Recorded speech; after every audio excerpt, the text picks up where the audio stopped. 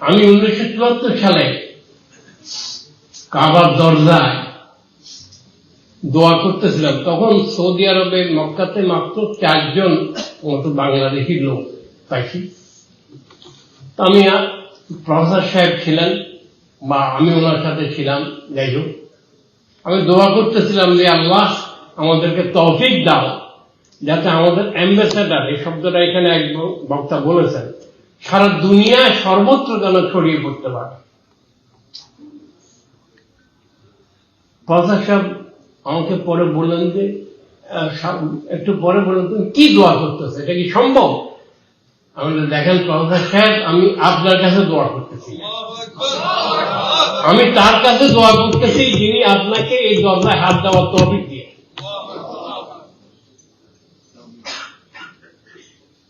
Professor সাহেবের চোখে দিয়ে পানি যেতে থাকে।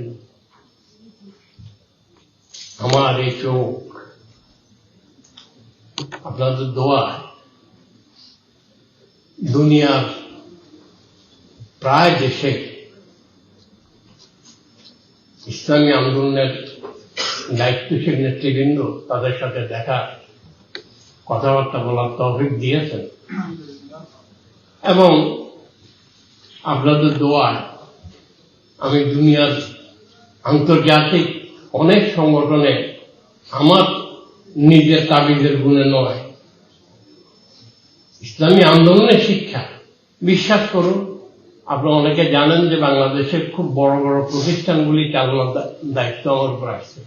আল্লাহর কসম করে আমি বলতেছি, কোনটা আমার যোগ্যতার কারণে না, সবটুকুই ইসলামী আন্দোলন আমাকে যা শিখেছে, যা শিখিয়েছে, তার বেশি আমার কাছে আর কোন বিদ্যা বুদ্ধি কিছু ছিল নাই। আমি